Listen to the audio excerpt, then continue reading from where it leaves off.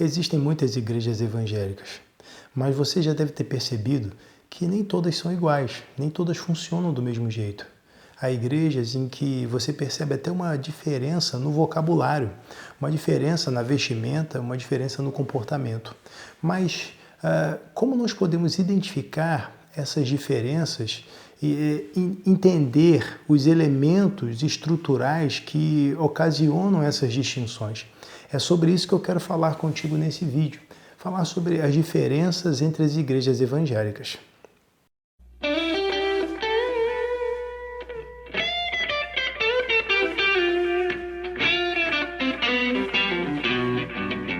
Olá, eu sou o pastor Cremilson Meireles e, como falamos no início, nós vamos tratar nesse vídeo das diferenças entre as igrejas evangélicas. No entanto, nesse primeiro momento, nesse primeiro vídeo, não vamos esgotar todas as diferenças, todas as distinções. Na verdade, isso seria até algo muito trabalhoso, né? Isso renderia muitos vídeos, né? Porque são várias nuances, várias diferenças que nós podemos perceber. Entretanto, eu quero apontar aí diferenças estruturais. E o primeiro ponto que eu quero tratar a respeito dessas distinções é o sistema de governo.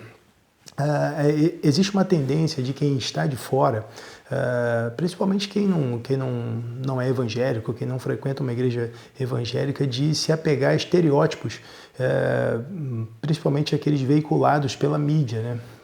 Onde nós temos a ideia de que há um líder déspota, impositor, que conduz o rebanho por meio de uma lavagem cerebral, manipula as pessoas, e esse estereótipo nós sabemos que ele é totalmente divorciado da realidade, né? Porque quando nós vamos entender o funcionamento das igrejas evangélicas e observamos os elementos estruturais, é importante nós entendermos que as igrejas elas não funcionam da mesma forma, não há uma unidade doutrinária, litúrgica, há uma unidade fundamental. Nós conseguimos definir o que é uma igreja evangélica a partir da defesa de alguns fundamentos. Por exemplo, as igrejas evangélicas, de um modo geral, elas têm como princípio a Bíblia como a única regra de fé e prática. Elas defendem algumas doutrinas que acabam caracterizando toda a cristandade, como, por exemplo, a doutrina da Trindade. Então, esses são elementos doutrinários que são fundamentais para que uma igreja seja caracterizada como evangélica. Eu não vou apontar todos aqui, porque nesse primeiro momento eu quero falar sobre a forma de governo das igrejas. Numa outra ocasião nós vamos falar sobre esses princípios fundamentais teológicos que caracterizam as igrejas evangélicas. E aí vamos estabelecer algumas distinções também de caráter doutrinário. Mas no primeiro momento eu quero te explicar como funciona o governo, a forma administrativa de cada igreja, de cada denominação. E para você entender, você que talvez não compreenda o funcionamento das igrejas evangélicas, eu quero destacar que as igrejas evangélicas elas costumam se agrupar, várias igrejas se agrupam naquilo que nós chamamos de denominação. Então elas subscrevem a mesma declaração doutrinária, a mesma confissão de fé, elas se agrupam formando uma denominação. As denominações, elas são caracterizadas por sistemas de governos diferentes. Por exemplo, nós temos o sistema de governo congregacional, que é o que caracteriza as igrejas batistas. As igrejas batistas às quais me refiro são aquelas que têm uma história que ultrapassa aí a linha dos 100 anos, né? Aquelas que, dentre as muitas teorias aí a respeito da origem dos batistas, que tem uma história que remonta a pelo menos 400 anos. Então, esses batistas, eles utilizam na sua forma de governar a igreja o congregacionalismo. Como funciona isso? É o sistema de governo no qual a congregação reunida numa assembleia, a semelhança daquilo que acontece em condomínios, né? A gente tem aquela formação de assembleia, não regido nos mesmos moldes, né? Porque na igreja há a crença, a convicção de que a Bíblia é a única regra de fé e prática.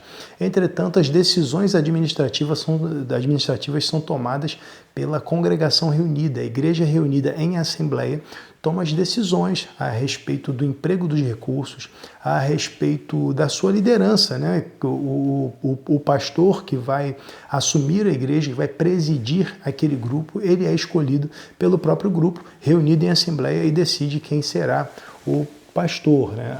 As igrejas batistas, elas se organizam também de forma mais ampla em convenções, associações, têm a sua ordem de pastores, mas de uma maneira mais local, né?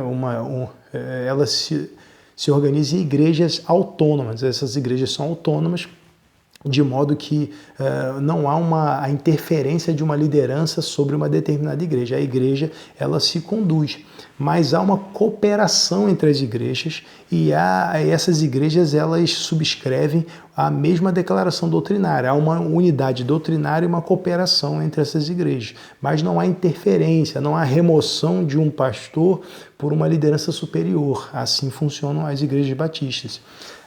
Mas existe também um outro tipo de governo também que caracteriza uma denominação histórica também, que é a Igreja Presbiteriana. A Igreja Presbiteriana, ela também existe desde aí dos primórdios aí da Reforma Protestante, e a Igreja Presbiteriana, ela tem um sistema de governo que se assemelha a uma democracia indireta, né?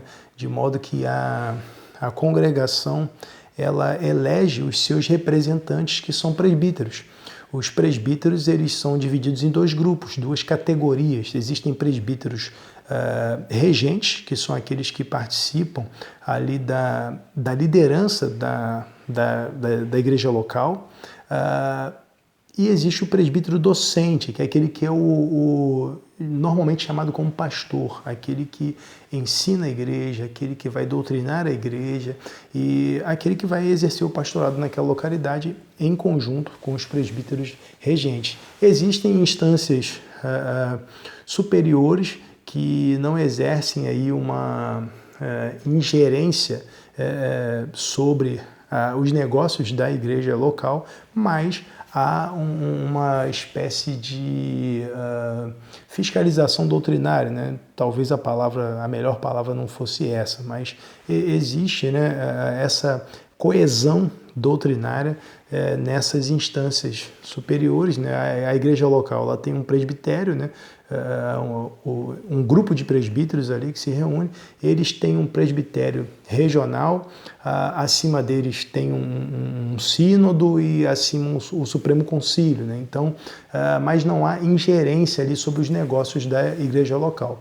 E a igreja também se reúne em assembleia para tratar de alguns assuntos. Alguns assuntos são resolvidos em assembleia. Os demais assuntos de menor monta são resolvidos ali pela reunião do conselho, que é o grupo de presbíteros locais da igreja local. Também não há um líder, uma figura que você identifique como o dono da igreja. Não, isso não acontece nem nas igrejas batistas, nem na igreja presbiteriana, e também não acontece nas igrejas metodistas, né? Não acontece nessas outras igrejas, né?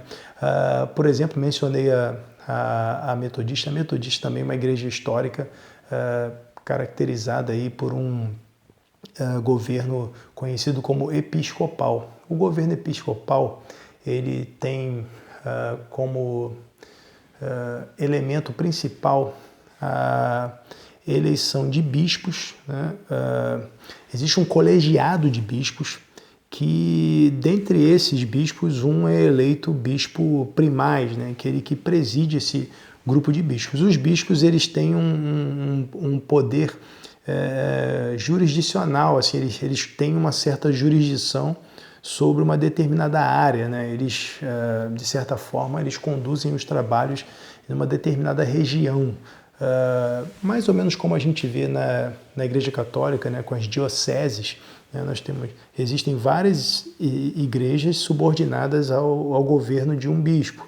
E esse colégio de bispos é presidido por um bispo primaz, né? Ou seja, trata-se aí mais ou menos, né, a gente falando a grosso modo aí de um sistema piramidal, né, onde nós temos aí uma espécie de hierarquia, né? As igrejas caracterizadas por governo episcopal, elas seguem essa linha desse governo piramidal. Nós temos isso na Igreja Católica, onde esse governo episcopal ele é levado aí a um extremo, de modo que alguns caracterizam, alguns gostam de denominar esse governo da Igreja Católica como um governo monárquico episcopal ou episcopal monárquico, porque o governo monárquico ele tem como característica o fato de as ordens emanarem de um único governador que, de certa forma, governa soberano, né? A maioria das denominações utilizam o governo episcopal, né? A maioria das denominações que nós vemos hoje, elas adotam esse sistema piramidal, porque esse sistema ele favorece ações mais rápidas, né? Porque uma vez que as ordens emanam de um grupo pequeno, as ações se tornam mais rápidas, né? Nos outros sistemas já mencionados, o congregacional e o sistema presbiteriano, a tendência é que as ações sejam um pouco mais lentas, mas isso não é o que vai tornar um sistema melhor ou pior, né? Na verdade, cada uma dessas denominações busca se alinhar com as Escrituras e, a partir de suas interpretações da realidade neotestamentária, elas se organizaram administrativamente. Entretanto, embora muitas denominações adotem esse sistema piramidal, sistema episcopal, há igrejas que adotam simplesmente um sistema monárquico. Nós vemos muitas denominações onde há também a realidade similar da Igreja Católica, um sistema episcopal monárquico, onde há um bispo que governa soberano. Existe uma cadeia hierárquica de bispos que governam regiões, porém há um bispo que governa soberano, né? Nós vemos isso de forma muito evidente em algumas das grandes denominações do nosso país, do Brasil. Mas existem algumas igrejas em que o que predomina é um sistema puramente monárquico, onde o pastor, o líder, ele é o dono da igreja, onde o líder é que determina tudo o que acontece, onde ele inclusive exerce o controle sobre a vida dos liderados. E aí sim, isso se assemelha ao estereótipo que mencionamos no princípio, né? Isso sim, mas esse tipo de governo, na verdade, ele é minoritário, né? Nós vemos, em grande parte, nas denominações maiores e mais organizadas, nós vemos o predomínio do governo episcopal. Entretanto, nós mencionamos no início que há uma distinção entre igrejas históricas, né? Nós mencionamos igrejas históricas. Igrejas históricas são aquelas que têm uma longa história, né? Elas têm uma trajetória já bastante longa no decorrer da história. Aí, como os batistas, que nós mencionamos aí, pelo menos aí uns 400 anos, né? Então, há igrejas históricas que são caracterizadas por um culto mais comedido, mais tranquilo, né? Falando, trocando em miúdos, né?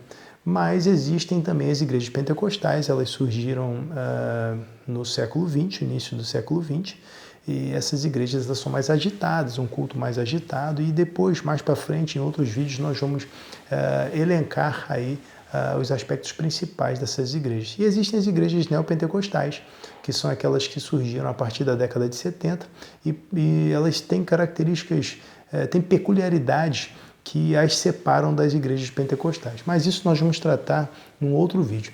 Neste vídeo nós vamos finalizar com essa questão do governo, né? Então, o resumo, a nossa conclusão é que, dentre os muitos sistemas de governo que existem, de igreja, nós estamos aqui tratando de sistema de governo de igreja. Dentre os muitos sistemas de governo de igreja, alguns favorecem uma maior autonomia do líder, né, favorecem a maior intervenção da liderança. Outras já limitam o poder do líder, uma vez que a congregação ela tem voz ativa. Então isso vai variando, isso tem níveis, né, de variação. E cada denominação ela tem seus mecanismos para conter a ação de um líder apenas, exceto no caso do governo monárquico, né, que se o camarada cismar que aquilo que a Bíblia diz que é pecado, que é uma coisa natural, e vai ser assim, porque ele é quem governa soberano.